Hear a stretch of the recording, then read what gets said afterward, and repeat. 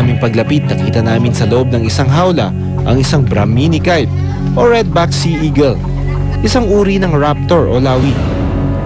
Bakit siya dito? Sabi ko dali kasi hindi nalipad.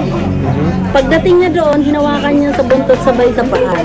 Nahuli niya. Bakit niyo po alam yung gagawin?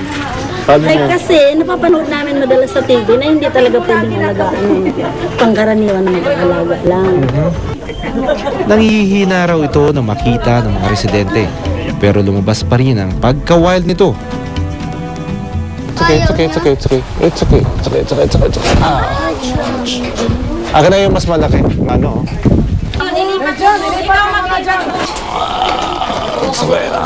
Alright. Oops. Cover yung eyes, ulo. Cover ang ulo. Okay, good. O i-attempt na i-secure sila. Pwede sila masaktan or pwede tayo masaktan.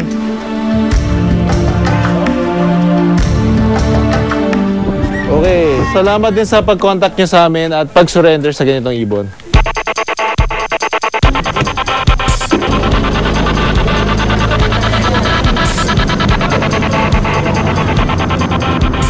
May 3 hanggang 4 na kilometro kung saan natin na-recover yung ating Brahmini kite.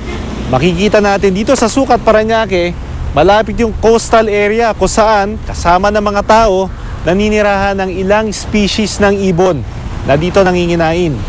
Kinukuha nating Brahmini kite, pwedeng dito rin siya nakatira dahil dito siya kumukuha ng kanyang mga pagkain. Gusto ko na sanang pakawalan dito ang ibon dahil mukha naman itong malakas. Pero may kailangang sunding protocol. Sa PAUB, dumaan sa standard operating procedure ang ibon. They can always release it immediately. As long as kaka-capture lang at obvious na walang kaso, walang problema, walang sakit or anything yung hayop. But if it's weak, they have to seek advice talaga of veterinarian. Pero this time, the veterinarian has to provide medications and all the other things that has to be provided. May protocol na kailangan sundin kapag nakakita ng hayop sa inyong lugar. Kailangan din safety din ng tao. Pwede silang matuka, pwede silang matuklaw, pwede silang makagat. Kumbaga may safety precautions din tayo dun sa taong hahawak. They can immediately call the DENR office closest to them para makatulong sa kanila. Hindi ang problema kasi na... Dahil malakas at wala namang senyales ng anumang sakit ang ibon, malaki ang pag-asa niyang maibalik sa wild. Kailangan lang nitong manatili pa ng ilang linggo sa PAUB para makasigurong malusog ito.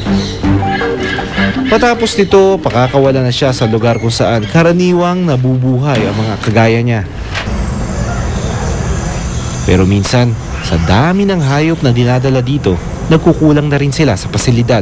Actually, ang main problem are the cages. Kasi medyo mahirap magkaroon ng cage eh.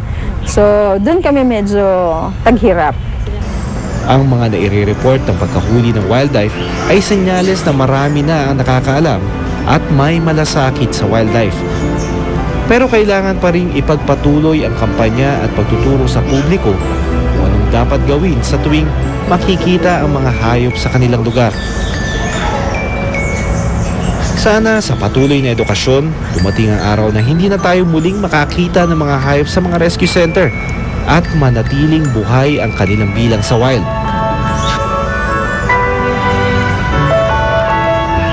Ako, si Doc Fertz Resio, born to be wild.